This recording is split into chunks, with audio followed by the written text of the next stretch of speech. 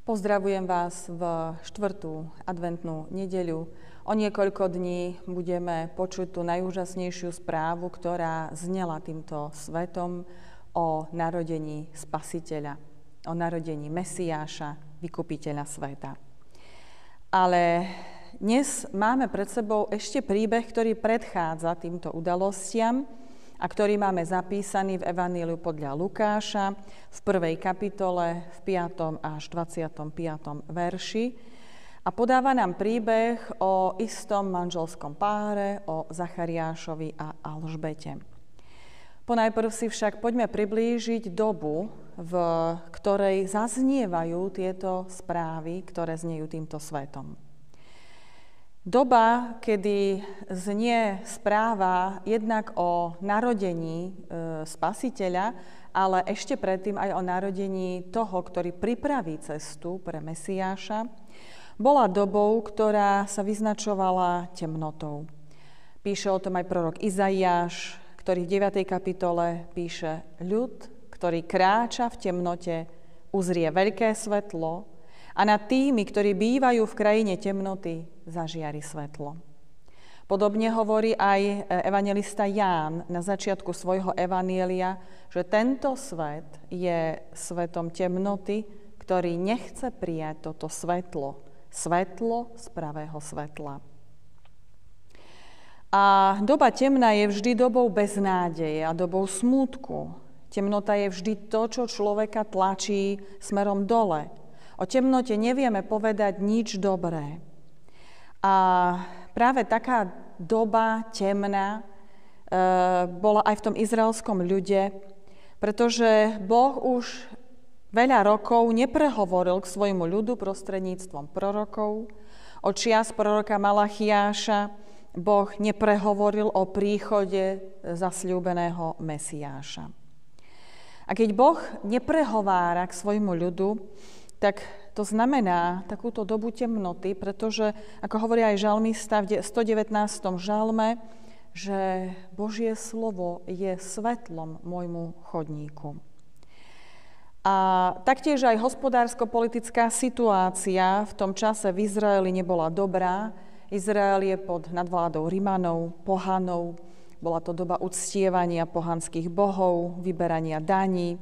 V Júdei je dosadený kráľ Herodes, presnejšie Herodes Veľký, ktorému by sme mohli dať prívlastok aj hrozný, pretože bol veľmi paranoidný a bál sa o svoj trón tak, že neváhal vyvraždiť polovicu svojej rodiny, aby mu nikto nesiahol na trón. A tak si povieme, že jedna z najhorších dôb temná pre izraelský ľud. Ale žiadna doba nie je príliš temná na to, aby Boh do nej nemohol vniesť svoje svetlo. A tak čítame v Evaníliu podľa Lukáša príbeh o istom manželskom páre, o Zachariášovi a Alžbete. Bol to už starší manželský pár.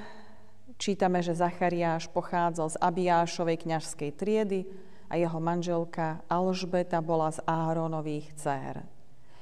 To, čo nám písmo o nich hovorí, je aj to, že obaja boli spravodliví pred Bohom, bezúhonne si počínali podľa Pánových príkazov a ustanovení. Avšak bol tam istý tieň v ich živote a v manželstve zahalený smútkom, pretože napriek tomu, že sa celý život modlili za dieťa, nebolo im požehnané mať deti. A zaujímavé je aj to meno Zachariáša, a keďže vieme, že v Biblii má každé meno svoj význam a nesie posolstvo o danom človeku, meno Zachariáš znamená, že Hospodin sa rozpamätal. Boh je Bohom, ktorý pamätá na svoje sľuby a naplňa ich. My ľudia si dávame sľuby, ale nevieme ich vždy naplniť. Ale Boh nie je človek a preto Boh svoje sľuby vždy naplní, pretože to, čo raz Boh zasľúbi, to aj splní.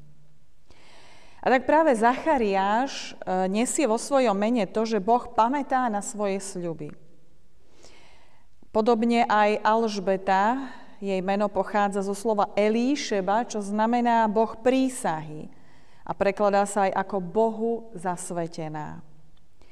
A tak Boh po dlhšom čase naplní túto modlitbu Alžbety a Zachariáša, ktorí sa dlhé roky modlia za dieťa. Ak sa za niečo dlho modlíme a nedeje sa žiadna zmena, zdá sa nám, ako by Boh nepočul naše modlitby.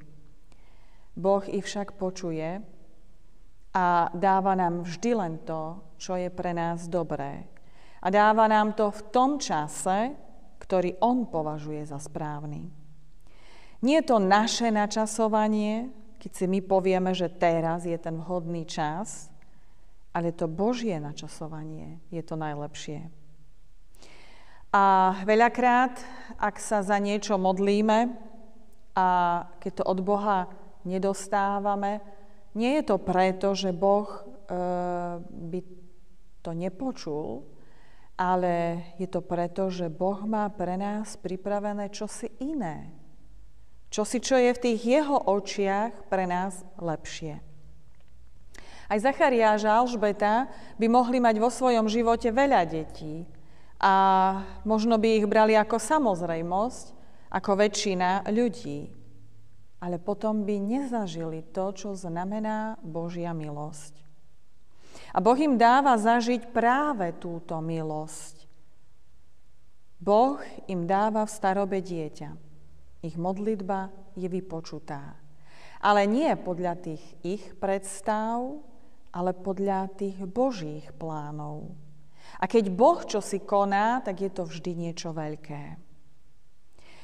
A tak aj v takejto dobe, v dobe temnoty, Boh prichádza a prehovára k Zachariášovi. Zachariáš ide do chrámu a koná svoju kňažskú službu, vchádza do svätyne svätých, kam môže vojsť len kňaz, konajúci kňazskú službu v chráme a nikto iný. Tam, kde je uložená truhla zmluvy s doskami Božieho zákona a kde je oltár, na ktorom kňaz prináša kadidlovú obetu Bohu za ľud. Zachariáš je tam sám, koná svoju službu. Ale odrazu sa to zmení. Zachariáš nachádza milosť v tom, že sa mu zjaví anjel Pánov, Gabriel, ktorý ho osloví a hovorí mu, že jeho modlitba bola vypočutá a konkrétne hovorí, ktorá, a hovorí, tvoja manželka Alžbeta počne a porodí syna a dokonca konkrétne hovorí aj to, že aké to dieťa dostane meno. A jeho meno bude Ján. A ešte mu hovorí aj ďalšie. Budeš sa radovať a plesať a mnohí sa potešia z jeho narodenia. Veď bude veľký pred Pánom a bude plný Ducha Svätého už v matkinom lone. Mnohých z izraelských synov obráti k Pánovi ich Bohu. Aké úžasné veci tu Zachariáš počuje. Po toľkých rokoch Boh posiela anjela. Už neposiela prorokov, ale posiela anjela a prehovára k Zachariášovi a zvestuje mu správu o narodení syna, ktorý bude naplnený Svätým Duchom a skrze neho Boh urobí veľké veci v jeho ľude. Toľká radosť. A čakali by sme, že Zachariáš sa začne radovať a veľmi. Lenže aká je Zachariášova reakcia? Čítame, že Zachariáš sa pýta, podľa čoho to spoznám, veď ja som starec a moja manželka je v pokročilom veku. A mnohí sa čudujeme nad Zachariášovou reakciou. Veď predsa je to, za čo sa toľké roky modlil a teraz tá jeho prosba je vypočutá a Boh mu to teraz dáva. A má sa predsa radovať, tešiť. My nerozumieme, prečo Zachariáš pochybuje a neverí. Lenže táto Zachariášova reakcia veľmi dobre poukazuje na to, aký je človek. Napriek tomu, že človek žije s božným, modlitebným životom, keď počuje, že Boh sa zmiloval a vypočul a naplnil prosbu, tak namiesto toho, aby sa radoval, človek pochybuje. A to preto, že sa nechal príliš spútať týmito pozemskými vecami a pozemským myslením. Lenže tu sa deje čosi zvláštne, tu sa to nebeské stretáva s tým pozemským. Zachariáš premýšľa v pozemskej rovine. Ako sa to môže stať? Veď sme už starí. Ale to nebeské prekračuje naše ľudské možnosti a hranice, v ktorých sa pohybujeme. Lebo u Boha nie je nič nemožné. Ale keď sa my necháme príliš spútať tým pozemským, potom sa nevieme plne otvoriť tým nebeským veciam a možnostiam. A to, čo počuje aj Zachariáš, je niečo, čo presahuje jeho myslenia, to, čo si myslí, že sú možnosti. Áno, ľudské možnosti sú obmedzené, ale nie Božie. A preto to, čo počujeme aj teraz, tu pri Zachariášovi, ale zvlášť to, čo budeme počuť o nejaký čas, čo budeme počuť, keď anjel Gabriel bude zvestovať Márii zvesť o narodení syna, že Boh posiela na svet svojho syna, toho dlho očakávaného Mesiáša, vykupiteľa, spasiteľa sveta, to sú taktiež zvesti, ktoré prichádzajú od Boha z toho iného sveta a ktoré ďaleko presahujú naše možnosti a prekračujú naše ľudské schopnosti. Prichádzajú od Boha tam, kde nie je nič nemožné. A Boh prehovára aj dnes k nám prostredníctvom svojho slova. A je to vždy veľká milosť, keď smieme naslúchať jeho slovu a zvesti evanjelia. Ale dávajme si aj my pozor na to, aby sme aj my neboli príliš spútaní vecami a možnosťami tohto sveta. Pretože to, čo sa tu deje pri Zachariášovi, je prípravou na to, čo sa bude o nej dlho diať, na omnoho väčšie správy a udalosti. Zachariáš počuje správu o tom, že v starobe budú mať s Alžbetou dieťa. Ale anjel onedlho zvestuje Márii, že bude matkou Božieho syna. A preto je nesmierne dôležité otvoriť svoje srdce pre tieto Božie správy, ktoré znejú týmto svetom. Že Boh sa sklonil k človeku, prehovára k nemu a prehováral k svojmu ľudu aj v tej dobe najväčšej temnoty.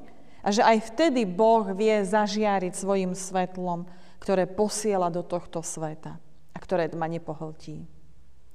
A preto neprepadajme aj my beznádeji a zúfalstvu. My tak ľahko tomu prepadáme a hovoríme si, že kam speje tento svet, to je zle, ono je zle. Kam to všetko smeruje? Kam smeruje tento svet? Tento svet si predsa ide svoje.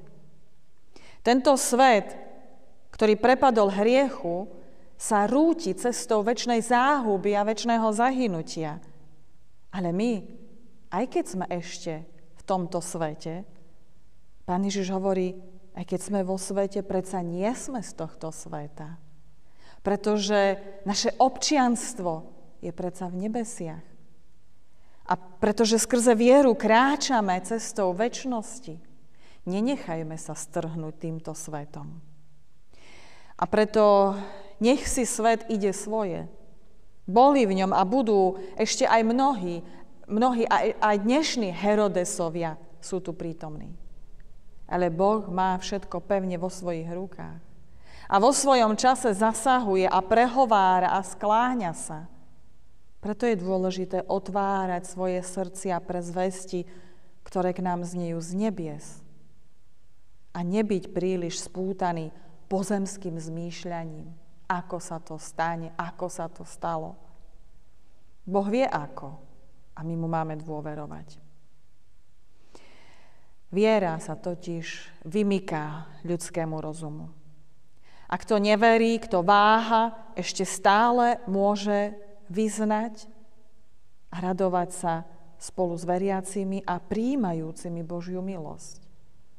Nestojme mimo tejto Božej milosti, nestojme mimo prichádzajúceho Božieho kráľovstva, pretože s Ježišom sa prelamuje a prelomilo to Božie kráľovstvo do tohto sveta. Majme srdcia otvorené pre prijímanie zvesti, ktoré sa nám zvestujú. A aby nám nezneli Ježišove slova, keď hovorí, nie si ďaleko od Božieho kráľovstva. Ale nebyť ďaleko od Neho znamená aj nebyť v ňom. A Boh chce, aby sme mali vieru, nepochybovali nad Jeho slovom a boli s ním v Jeho kráľovstve. Amen. Pomodlíme sa. Ďakujeme Ti, Bože a Otče náš, za tú veľkú milosť, že si sa k nám sklonil. A že vždy znovu a znovu sa k nám skláňaš a prehováraš k nám vo svojom slove. Ďakujeme Ti za to, že smieme tejto zvesti evanjelia a radostnej zvesti naslúchať, že si Bohom lásky, Bohom milosrdenstva a Bohom, ktorý pamätá na svoje zasľúbenie a tie naplňa. Ďakujeme Ti za toto slovo, pretože je to slovo života. Ďakujeme, že smieme týmto slovom sa nechať viesť a na základe tohto slova žiť. Ďakujeme za tú veľkú zvesť, ktorá k nám znie z Tvojho slova, o radostnú zvesť, o príchode Spasiteľa, ktorú si budeme o krátky čas pripomínať. Ale daj, Pane, prosíme, aby sme aj my tie svoje srdcia mali pre Tebou otvorené, pre tie správy, ktoré k nám budú znieť, aby sme toto všetko vedeli prijímať. A sú to veci, ktoré presahujú naše ľudské myslenie, naše možnosti a schopnosti. A preto daj, Pane, aby sme ich vedeli uchopiť vierou. Prosíme ťa, Pane, zmiluj sa nad nami a Ty učiň viac, ako my dokážeme a vieme prosiť. A vypočuj nás, keď k Tebe ešte aj takto spoločne voláme. Otče náš, ktorý si v nebesiach, posväť sa meno Tvoje, príď kráľovstvo Tvoje, buď vôľa Tvoja, ako v nebi, tak i na zemi. Chlieb náš každodenný daj nám dnes a odpusť nám viny naše, ako aj my odpúšťame vinníkom svojim. I neuveď nás do pokušenia, ale zbav nás zlého, lebo Tvoje je kráľovstvo, i moc, i sláva na veky. Amen. A teraz poďme a vyprosme si ešte požehnanie a príjmime ho vierou živou a pravou. Pokoj Boží, ktorý prevyšuje každý rozum, ten nech stráži naše srdcia i naše mysle v Kristovi Ježišovi, našom Pánovi. Amen.